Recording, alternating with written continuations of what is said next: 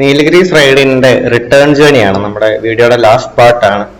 അപ്പോൾ നമ്മൾ ഇന്നലെ കൊത്തഗിരിയൊക്കെ പോയി മൊത്തം എക്സ്പ്ലോർ ചെയ്ത് വൈകിട്ട് വന്ന് റെസ്റ്റ് എടുത്തു.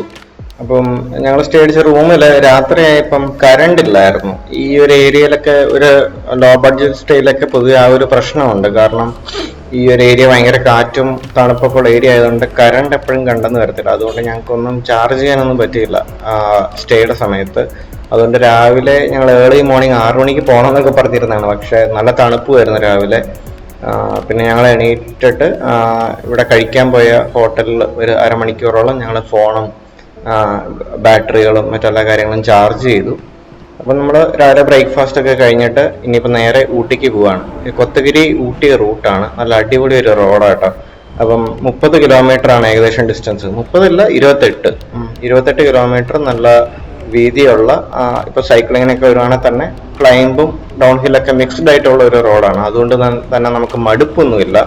നമ്മുടെ ഒരു കണ്ടിന്യൂസ് ക്ലൈംബൊക്കെ വരുമ്പം മടുക്കും. പക്ഷേ ക്ലൈംബ് ഉണ്ടോയെന്ന് ചോദിച്ചിട്ടുണ്ട്. പക്ഷെ നമ്മൾ അത്രയും മടുപ്പിക്കുന്ന ക്ലൈംബും അല്ല, ഇടയ്ക്ക് കുറച്ച് ഡൗൺ ഹില്ലും കിട്ടും. അതുകൊണ്ട് നമുക്കൊരു അത്യാവശ്യം റെസ്റ്റ് ഒക്കെ എടുത്ത് പോയാൽ നമുക്ക് ആ ഒരു 30 കിലോമീറ്റർ നമുക്ക് ഭയങ്കര ഈസി ആയിട്ട് എത്താൻ പറ്റും. പിന്നെ നമുക്ക് ഊട്ടിയൊക്കെ അടുക്കാറാകുമ്പോൾ അവസാനത്തെ ഒരു 10 കിലോമീറ്റർ നല്ലൊരു ക്ലൈമറ്റും കൂടെ നമുക്ക് കിട്ടും. അതുകൊണ്ട് ഊട്ടിക്ക് പോകാൻ ഏറ്റവും നല്ല റൂട്ടുകളിലൊന്നാണ്. ഞാൻ ഇതിനു മുമ്പത്തെ വീഡിയോയിൽ പറഞ്ഞ പോലെ തന്നെ നമ്മൾ മേട്ടുപ്പാളയിൽ നിന്ന് ഡയറക്റ്റ് പോകുന്നതിനേക്കാളും കൊത്തഗിരി വന്നിട്ട് ഊട്ടി പോകുമ്പോൾ നമുക്ക് കുറച്ചും കൂടെ സീനറിയും കുറച്ചും കൂടെ നല്ലൊരു ഫീൽ ആയിരിക്കും ആ ഒരു ക്ലൈമറ്റ് ഒക്കെ.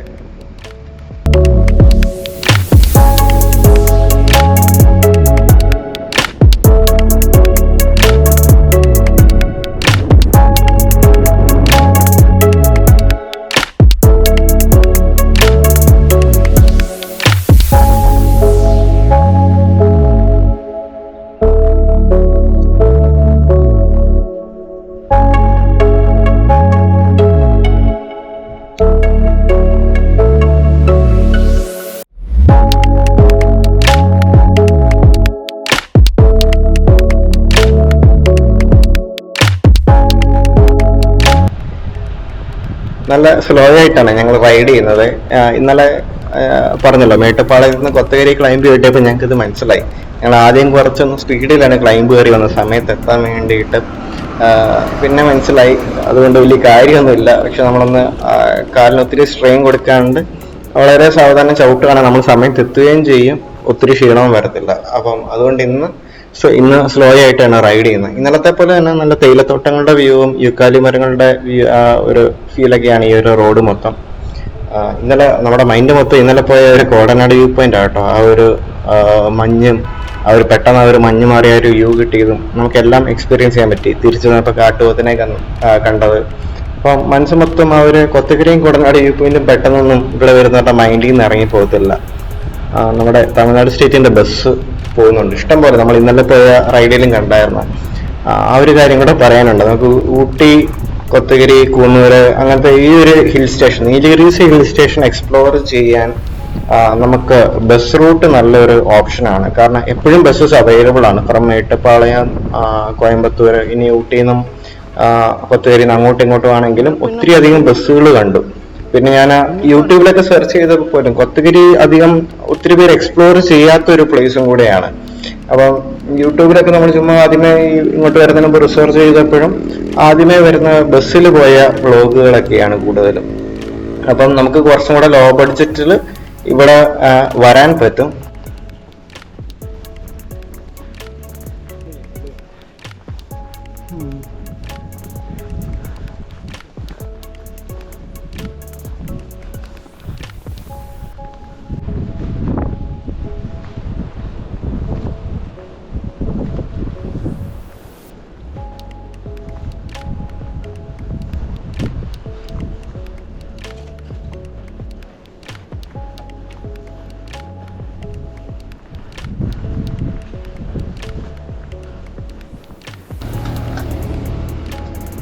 ഞാൻ പറഞ്ഞ പോലെ ഇവിടെ എല്ലായിടത്തും തന്നെ നല്ല കാറ്റുണ്ടായിരുന്നു. മഴയില്ലെങ്കിലും കാറ്റുണ്ടായിരുന്നു. ഇതുപോലെ യൂക്കാലി മരങ്ങളും അങ്ങനത്തെ ചെറിയ മരങ്ങളൊക്കെ ഇങ്ങനെ റോട്ടിലോട്ട് വീണ് കിടപ്പുണ്ടായിരുന്നു. ഇത് ഒരു സ്ഥലത്തില്ല, കുറെ സ്ഥലത്ത് ഇങ്ങനെ ഉണ്ടായിരുന്നു.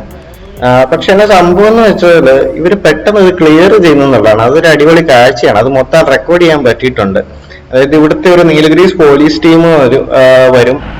പെട്ടെന്ന് അത് ക്ലിയർ ആക്കിപ്പോ. ഇപ്പൊ അവിടെ JCB ഉണ്ട്. ഇപ്പം മുമ്പേ കാണിച്ച ഫുട്ടേജിൽ അവിടെ മരം വീണ് കിടക്കുന്നിടത്ത് ഒരു JCB വന്നിട്ടുണ്ട്. ഇപ്പോൾ ആ ഒരു ബസ്സിൽ പോലീസ് ടീമും അവരുടെ ടീം വോളണ്ടിയേഴ്സ് ഒക്കെ വന്നിറങ്ങിയിട്ടുണ്ട്.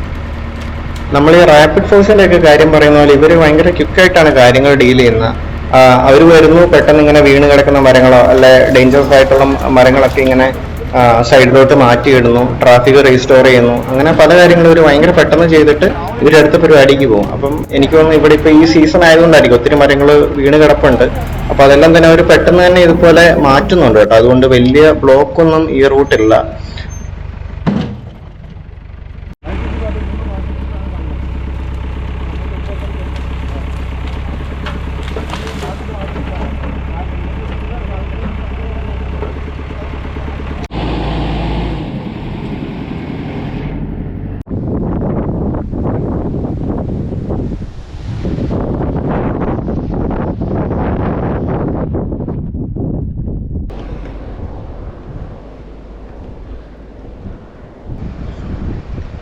ഊട്ടിക്ക് ഇനി വളരെ കുറച്ച് ഡിസ്റ്റൻസ് മാത്രമേ ഉള്ളൂ. അതുകൊണ്ട് തന്നെ നമുക്ക് ആ ഒരു ക്ലൈമറ്റ് ഒക്കെ ഏകദേശം ഇപ്പം ഫീൽ ചെയ്യാൻ പറ്റും. നല്ല തണുപ്പായിട്ടുണ്ട്. തണുപ്പ് കൂടി, ഇറങ്ങിയപ്പോഴും തണുപ്പുണ്ടായിരുന്നു, പക്ഷെ ഇപ്പൊ തണുപ്പ് കൂടുന്നുണ്ട്. അതുപോലെ തന്നെ നല്ല കോട ഇറങ്ങിയിട്ടുണ്ട് മൊത്തം. അപ്പം ആ ഒരു ഊട്ടിയുടേതായ ഒരു വൈബിലോട്ട് നമ്മൾ എത്തിയിട്ടുണ്ട്. പിന്നെ നമുക്ക് റോഡ് കണ്ടാൽ തന്നെ മനസ്സിലാവും, ഒത്തിരി ചില്ലുകളൊക്കെ വീണ ഇലകളൊക്കെ ആയിട്ട് അങ്ങനത്തെ ഒരു പ്രശ്നമുണ്ട് ഈ ഒരു റൂട്ട്. മരം വീഴുന്ന ഒരു ഏരിയ ആണ്. അപ്പൊ ആ ഒരു കാര്യം മാത്രം മനസ്സിൽ കീപ്പ് ചെയ്യുക. എനിക്ക് തോന്നുന്നു മഴയുള്ളപ്പം ചിലപ്പോൾ കുറച്ചും കൂടെ ഡേഞ്ചറസ് ആയിരിക്കാൻ ചാൻസ് ഉണ്ട്. അത് ഈ ഹൈ റേഞ്ച് എവിടെയാണെങ്കിലും, മലകൾ ഊട്ടിയാണെങ്കിലും നമ്മുടെ നാട്ടിലെ മൂന്നാറൊക്കെ ആണെങ്കിലും എല്ലായിടത്തും ആ ഒരു പ്രശ്നമുണ്ട്. മഴക്കാലത്ത് പിന്നെ നമുക്ക് പൊതുവെ വലിയ മഴയത്തൊക്കെ റൈഡ് ചെയ്യാതിരിക്കുകയാണ് നല്ലത്.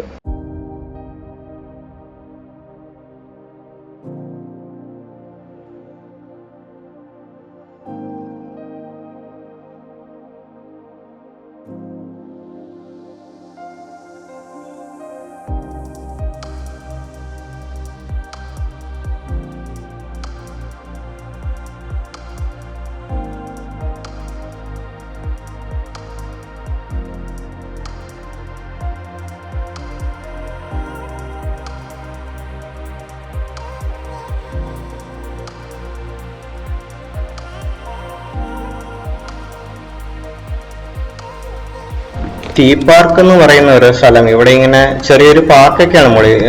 തേയിലത്തോട്ടങ്ങളുടെ ഒരു വ്യൂവും ഒരു നല്ലൊരു ലൊക്കേഷനിലാണ് ഇത് വെച്ചേക്കുന്നത്. ഞങ്ങൾക്ക് ഇവിടെ അകത്ത് കയറാൻ പ്ലാനൊന്നുമില്ല, എൻട്രി ഫീസ് ഒക്കെ ഉണ്ട്. അതുകൊണ്ട് അവിടെ ഞങ്ങൾ ടിപ്പിക്കൽ ഒരു മലയാളി സ്വഭാവം അവിടെ കാണിച്ചു. ഒത്തിരി പൈസ മുടക്കി പരിപാടിയൊന്നും ഇല്ലാത്തതുകൊണ്ട് ഞങ്ങൾ ജസ്റ്റ് എൻട്രൻസ് വരെ ഒന്ന് പോയിട്ട് ഈ ഒരു റോഡ് കണ്ടപ്പോൾ നല്ല രസം തോന്നി, ആ ഒരു പോകുന്ന വഴിയൊക്കെ. അപ്പം അവിടെ എൻട്രൻസ് വരെ ഒന്ന് പോവുക, തിരിച്ചു വരിക എന്ന് ഉള്ള ലക്ഷ്യമുള്ളൂ.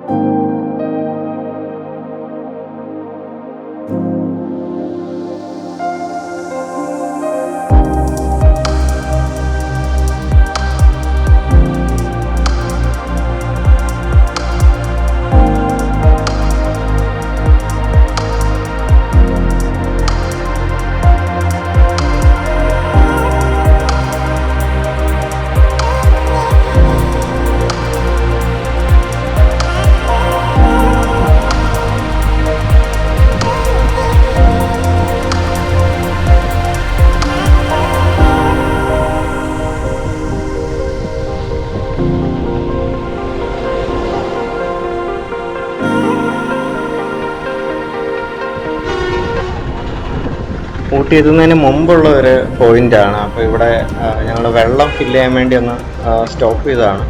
ഇവിടെ നിന്നാണ് ഒത്തിരി ഡയറക്ഷനിലോട്ട്, ഇപ്പോൾ ഊട്ടിയിൽ നിന്ന് ഇങ്ങോട്ട് വരുന്നവർക്ക് പല വ്യൂ പോയിന്റിലോട്ടൊക്കെ ഡയറക്റ്റ് ചെയ്ത് ഇവിടുന്നാണ്. അപ്പം ചില ലൊക്കേഷൻസൊക്കെ ഇപ്പോൾ ക്ലോസ്ഡ് ആയിരിക്കും കേട്ടോ, എന്തെങ്കിലും വെതറിൻ്റെ ഇഷ്യൂസൊക്കെ ഉണ്ടെങ്കിൽ. അപ്പം ഈ ഒരു റൗണ്ടിലുള്ള പോലീസ് ടീം അത് കറക്റ്റായിട്ട് എല്ലാവരെയും ഇൻഫോം ചെയ്യുന്നുണ്ടായിരുന്നു. ചിലയിടത്ത് ബ്ലോക്കാണ്, അങ്ങോട്ട് പോകാൻ പറ്റത്തില്ല എന്നുള്ള രീതിക്കൊക്കെ എല്ലാവരെയും വാൺ ചെയ്യുകയും എല്ലാം കറക്റ്റായിട്ട് ചെയ്യുന്നുണ്ടായിരുന്നു. ഇവിടെ ഒരു 5 മിനിറ്റ് ജസ്റ്റ് ഒന്ന് നിന്ന്. ഇവിടെയെല്ലാം നല്ല തണുപ്പാണ് കേട്ടോ. ഇപ്പം കറക്റ്റ് ആ ഒരു ഊട്ടി എത്തിയത് നമുക്കത് മനസ്സിലാവുന്നുണ്ട്. ഇനി ഒരു 1.5-2 കിലോമീറ്റർ ഉള്ളെന്നാണ് പോലീസ് ഓഫീസർ നമ്മളോട് പറഞ്ഞത്. നല്ലൊരു ഡൗൺ ഹില്ലായിരിക്കും ഇനി.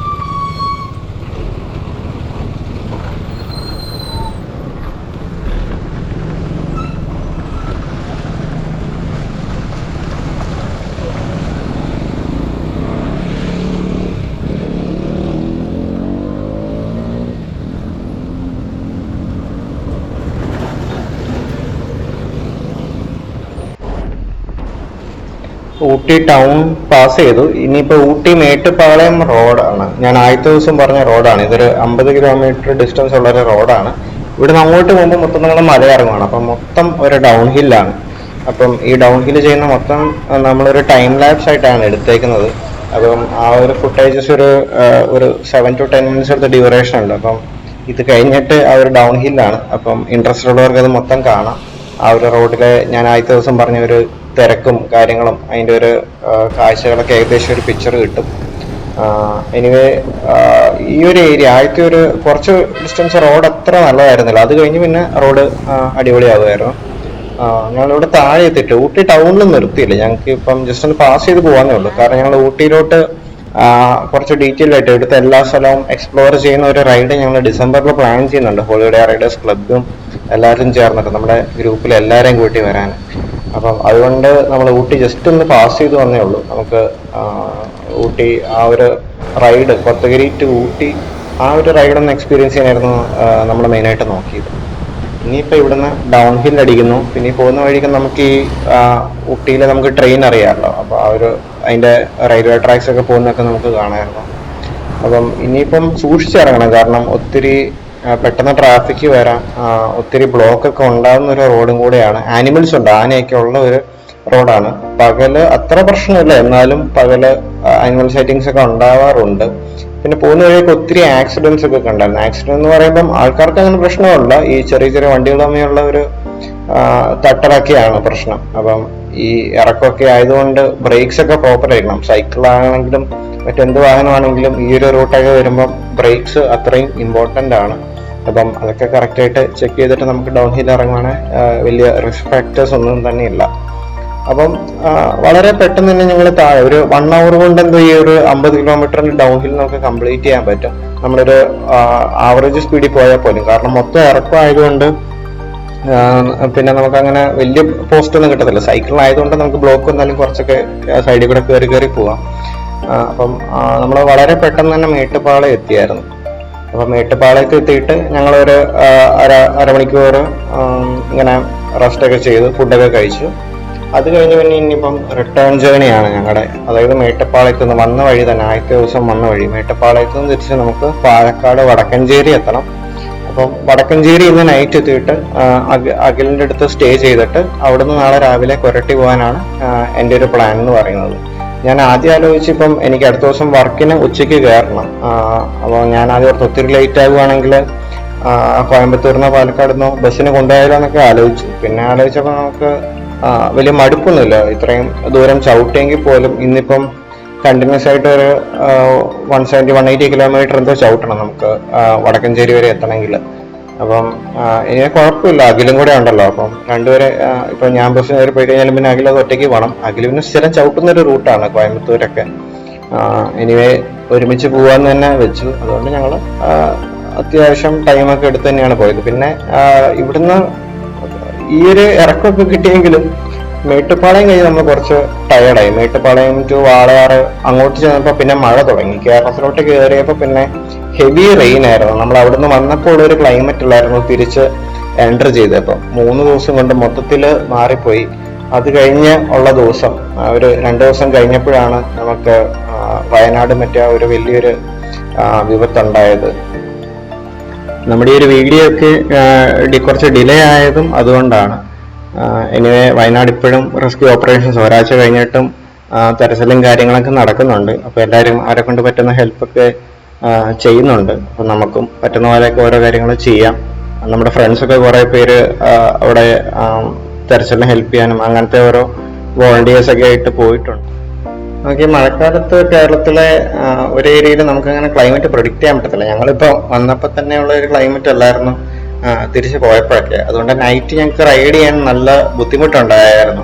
കാരണം ഹെവി റെയിൻഫോൾ ആയതുകൊണ്ട് തന്നെ ഞങ്ങൾ പ്രതീക്ഷിച്ച സമയത്ത് എത്തിയില്ല. വടക്കഞ്ചേരി എത്തിയപ്പോൾ തന്നെ വെളുപ്പിനെ 1 മണി അടുത്ത് എന്തായി. ഞങ്ങളുടെ ഇടയ്ക്ക് ഫുഡൊക്കെ കഴിക്കാനും ഒക്കെ ആയിട്ട് അവിടെ ഇവിടെയൊക്കെ ആയിട്ടൊരു 2-2.5 മണിക്കൂറോളം ബ്രേക്ക് ഉണ്ട് അതിനകത്ത്.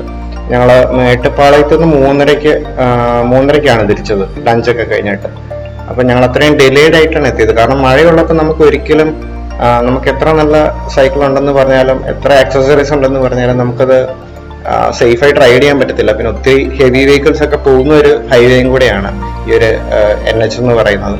അതുകൊണ്ട് തന്നെ ഞങ്ങൾ ഭയങ്കര പതുക്കെ സൈഡൊക്കെ പിടിച്ച് അത്യാവശ്യം ലൈറ്റ് എല്ലാം എപ്പോഴും ഉണ്ടായിരുന്നു. എപ്പോഴും നമ്മൾ വിസിബിൾ ആവാനുള്ളത് ഭയങ്കര ഇമ്പോർട്ടൻ്റ് ആയിട്ടുള്ള കാര്യമാണ്. റിയർ ലൈറ്റ്സും ഫ്രണ്ട് ലൈറ്റ്സ് എല്ലാം 2 ലൈറ്റൊക്കെ ഫ്രണ്ട് ലൈറ്റൊക്കെ വെച്ചിട്ടാണ് ഇത്തവണ ഓടിച്ചതൊക്കെ. കാരണം മഴയായതുകൊണ്ട് തന്നെ നമുക്ക് ഹൈവേ എന്ന് പറഞ്ഞാൽ നമ്മൾ സ്പീഡിൽ പോയിട്ട് കാര്യമില്ല. എപ്പോഴും കുഴികൾ, ഹൈവേയിലും സർവീസ് റോഡിലെല്ലാം തന്നെ നല്ല കുഴികളുണ്ട്. അപ്പൊ നമ്മൾ ഈ ലോങ് പോകുമ്പോൾ അതൊക്കെ എപ്പോഴും ശ്രദ്ധിക്കുന്നത് നല്ലതാണ്. പിന്നെ പോകുന്ന വഴിക്ക് എനിക്കൊരു പഞ്ചർ കിട്ടിയായിരുന്നു. അതും ഇതുപോലെ തന്നെ ഞാൻ ഈ പറഞ്ഞ പോലെ തന്നെ നല്ല റോഡിൽ നിന്ന് പെട്ടെന്ന് ഒരു സർവീസ് റോഡ് കയറിയപ്പം ഒരു ചെറിയൊരു ഗ്രാവൽ ടെറൈൻ പോലെ ഒരു ഏരിയ വന്നു. അപ്പം അവിടെ വെച്ച് കിട്ടിയ ഒരു പഞ്ചറാണ്. ചെറിയ എന്തോ ഒരു ഗ്ലാസ് പീസ് ആയിരുന്നു. അപ്പം നമുക്കറിയാം, നമ്മുടെ ഏത് നാട്ടിൽ ചെന്നാലും ഗ്ലാസ് പീസ് എപ്പോഴും റോഡിന്റെ സൈഡിൽ കാണും. കുപ്പി പൊട്ടിക്കുന്നോ ആക്സിഡന്റ് ആവുന്നൊക്കെ ആയിട്ട് ഗ്ലാസ് പീസസ് എപ്പോഴും കാണും. അപ്പൊ നമ്മൾ ഒത്തിരി സൈഡ് ചേർന്നല്ലേ ഒരു ഇങ്ങനെയൊക്കെ ചെയ്യുമ്പോൾ എന്തായാലും പഞ്ചർ കിട്ടും. എസ്പെഷ്യലി നൈറ്റ് ആണ് നമുക്ക് ഇങ്ങനെ ഒരു പഞ്ചർ കിട്ടാനുള്ള ചാൻസ് കൂടുതൽ. നമുക്ക് വിസിബിലിറ്റി കുറവാണ്, നമ്മളെപ്പോഴും സൈഡ് ചേർന്ന് ഓടിക്കും. അപ്പം ഒരു പഞ്ചറേ കിട്ടിയുള്ളൂ കേട്ടോ. സാധാരണ നമ്മൾ ഇത്രയും 3 ദിവസമൊക്കെ ഇതിൽ കൂടുതൽ പഞ്ചർ എക്സ്പെക്ട് ചെയ്തായിരുന്നു. അഖിലിന് പഞ്ചർ കിട്ടിയില്ല. പക്ഷെ പഞ്ചറൊക്കെ നമ്മൾ 10 മിനിറ്റ് കൊണ്ട് സോർട്ട് ഔട്ട് ചെയ്തിട്ട് നമ്മൾ റൈഡ് കണ്ടിന്യൂ ചെയ്തു. പിന്നെ ഞങ്ങൾ പാലക്കാട് കഴിഞ്ഞിട്ടാണ്, പാലക്കാട് ഒരു ടൗൺ ഏരിയ ഒക്കെ കഴിഞ്ഞിട്ടാണ് ഫുഡൊക്കെ കഴിച്ചത്. പിന്നെ അഖിലിന്റെ ആ ഒരു പ്ലേസിലെത്തി, വടക്കഞ്ചേരി എത്തിയിട്ട് ഞങ്ങൾ റെസ്റ്റ് ചെയ്തു.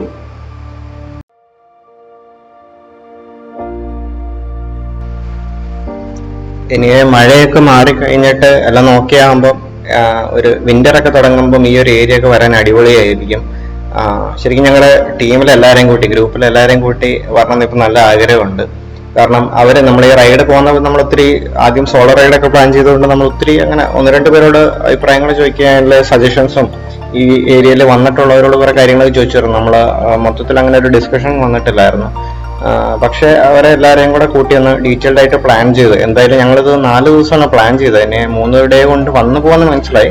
പക്ഷെ 4 ഡേയ്സോ 5 ഡേയ്സ് ഒക്കെ ഉണ്ടെങ്കിൽ കുറച്ചും കൂടെ എക്സ്പ്ലോർ ചെയ്യാൻ പറ്റും. ഞങ്ങളിപ്പോൾ ഊട്ടിയിൽ ഒന്നും കയറിയിട്ടില്ല. കൊത്തഗിരി അത്യാവശ്യം മലയിലൊക്കെ ഇറങ്ങാൻ പറ്റി. ഇനി ഇതുപോലെ ഊട്ടിക്ക് ചുറ്റും ഒരുപാട് സ്ഥലങ്ങളുണ്ട്. അപ്പം ഒരു 3 ഡേ ഒരു 4 ഡേ മതിയായിരിക്കും. കാരണം നമുക്ക് ലീവ് കിട്ടുമ്പോഴേ 4 ഡേ ലീവ് കിട്ടാൻ തന്നെ പാടാണ്. അങ്ങനെ എന്തെങ്കിലും ഒരു ചാൻസ് വന്നാൽ എല്ലാവർക്കും കൂടെ വരാനുള്ള ഒരു കാര്യമാണ് നോക്കുന്നത്. ഇനി റോഡ് ഇപ്പം മൊത്തം പഠിച്ചു, ഏകദേശം മൊത്തം എല്ലാ സൈഡിൽ നിന്നുള്ള റോഡ്, കൊത്തഗിരി വഴിയും മേട്ടുപ്പാളയം വഴിയും എല്ലാ റോഡും പഠിച്ചു. ഏകദേശം ക്ലൈംബും ഏകദേശം എത്ര ഉണ്ടെന്ന് കണക്കുണ്ട്. എവിടെയൊക്കെ പെട്രോൾ പമ്പ് ഉണ്ട്, സ്റ്റേ ഉണ്ട്, ഹോട്ടലുണ്ട്, എല്ലാ കാര്യങ്ങളും ഏകദേശം മനസ്സിലാക്കിയിട്ടുണ്ട്. അതുകൊണ്ട് ഇനി അടുത്തൊരു റൈഡ് എന്തായാലും കുറച്ചും കൂടെ ബെറ്റർ ആയിരിക്കും. കുറച്ചും കൂടെ ടൈം സേവ് ചെയ്ത് നല്ല സ്റ്റേ ഒക്കെ എടുത്ത് നമുക്ക് ഗ്രൂപ്പായിട്ട് മൊത്തത്തിൽ 3 റൈഡൊക്കെ പോയ പോലെ എല്ലാവരെയും ചേർത്ത് പോകണമെന്നുണ്ട്. ഇനി അത് നടക്കുമായിരിക്കും ഡിസംബറിൽ. ഈ ഒരു റൈഡിന് ഞങ്ങൾക്ക് ടോട്ടൽ എക്സ്പെൻസ് എന്ന് പറയുന്ന ഒരാൾക്ക് ഒരു 1600 രൂപ അടുത്താണ് ആയത്. എല്ലാം കൂടെ കൂട്ടിയാട്ടോ, സ്റ്റേയും ഫുഡും എല്ലാ എക്സ്പെൻസും കൂട്ടിയാണ്. ഒരാൾക്ക് വന്ന എക്സ്പെൻസ് ആണ് 1600. അതിൽ സ്റ്റേ എന്ന് പറയുന്ന ആദ്യത്തെ ദിവസത്തെ ഒരാൾക്ക് 500ഉം അടുത്ത ദിവസം ഒരാൾക്ക് 400 രൂപ എന്നുള്ള ഒരു എമൗണ്ട് ആണ് വന്നത്.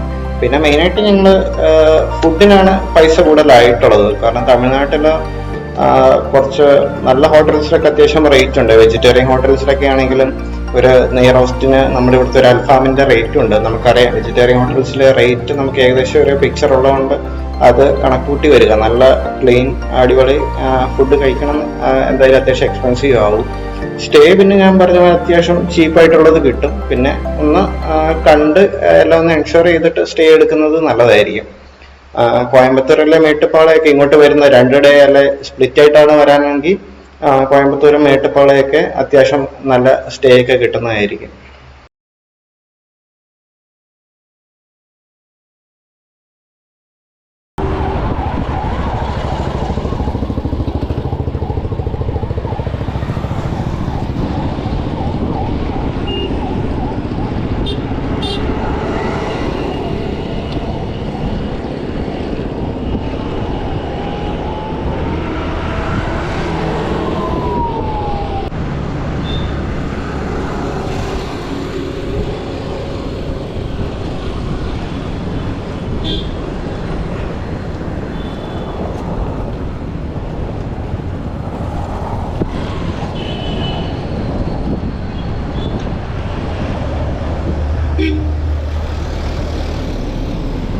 വന്നപ്പോഴൊന്നും കണ്ടില്ലല്ലോ.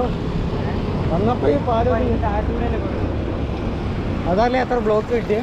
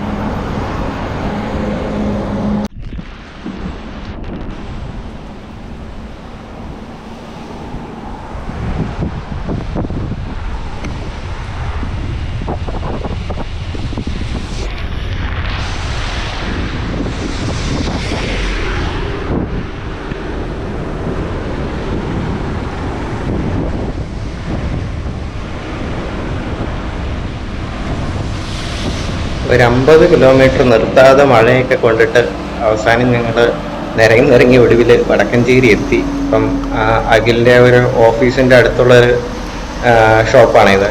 അപ്പം ഇനി മൊത്തം നനഞ്ഞിരിക്കുകയാണ്, സൈക്കിളും ഫുള്ള് ചെളിയൊക്കെ ആയിട്ടിരിക്കുകയാണ്. അപ്പം ഡ്രസ്സൊക്കെ മാറി കുളിച്ച് ചെറിയൊരു ചായ കുടിക്കാൻ വന്ന, ആ തണുപ്പൊന്ന് മാറ്റാൻ ഒരു ചായ കുടിക്കാൻ വന്നതാണ്. അത് നൈറ്റുള്ള കടയായതുകൊണ്ട് രക്ഷപ്പെട്ടു. ഇവിടെ ഒത്തിരി ചിപ്സ് കടയുണ്ട് കേട്ടോ ഈ ഒരു റൂട്ട്, പാലക്കാട് കോയമ്പത്തൂർ റൂട്ട്. ഒരു നല്ല ഹെൽത്തിയാന്നൊക്കെ പറയുന്നു, അറിയത്തില്ല. ഇനി ഒരു ഷോപ്പിൽ നിന്ന് ചായയൊക്കെ കുടിച്ചിട്ട് പിന്നെ ഞങ്ങൾ നേരെ കയറി കിടന്നു. അപ്പോൾ അടുത്ത ദിവസം രാവിലെ ഞാൻ എണീറ്റിട്ട് 8:30 ആയപ്പോൾ എണീറ്റു, ബ്രേക്ക്ഫാസ്റ്റ് ഒക്കെ കഴിച്ചിട്ട് വടക്കഞ്ചേരിയിൽ നിന്ന് കൊരട്ടിക്ക് റൈഡ് തുടങ്ങുകയാണ്. അപ്പം ഇനിയിപ്പം ഒന്നുമില്ല, പോകുന്ന വഴിക്ക് ഡെക്കാത്തലോണിലൊന്ന് കയറണം. നമ്മുടെ സൈക്കിളിൻ്റെ ഫ്രണ്ടിൽ വെക്കുന്ന ഒരു ടോപ്പ് ട്യൂബ് ബാഗ് ഉണ്ട്, അതൊരെണ്ണം മേടിക്കണം. കാരണം ഈ ഒരു റൈഡിന് മുമ്പ് മേടിക്കണം എന്ന് ഓർത്താണ്, അന്ന് മേടിക്കാൻ പറ്റിയില്ല. അപ്പം അതൊന്ന് മേടിക്കണം. പിന്നെ സൈക്കിളിൻ്റെ ഒരു കോലെന്നൊക്കെ പറയുന്നത് ഭയങ്കര പരിതാപകരമാണ്. അപ്പം ഫുള്ള് ചെളിയാണ്, റൂമിലെത്തിയിട്ട് നല്ലപോലെ ഒന്ന് ക്ലീൻ ചെയ്യണം. ഡെക്കാത്തലോണിൽ ഇവിടെ ഇങ്ങനെ ചെറിയൊരു പിറ്റ് സ്റ്റോപ്പ് ഉണ്ട്, നമുക്ക് അത്യാവശ്യം കാര്യങ്ങൾ എയർ ചെക്കാനും സർവീസ് ചെയ്യാനൊക്കെ ഒരു ഏരിയ ഉണ്ട്. അപ്പം ഇത് തൃശ്ശൂർ ഡെക്കാത്തലോണാണ്. അപ്പം ഡെക്കാത്തലോണിലൊക്കെ കയറി ഇനി ഉച്ചയായപ്പോൾ റൂം എത്തി, 3 മണിയായപ്പോൾ വർക്കിനും കയറി. അങ്ങനെ ഹാപ്പി ആയിട്ട് നമ്മുടെ റൈഡ് എൻഡ് ചെയ്തു. അപ്പം നമുക്ക് അടുത്ത റൈഡായിട്ട് വീണ്ടും കാണാം.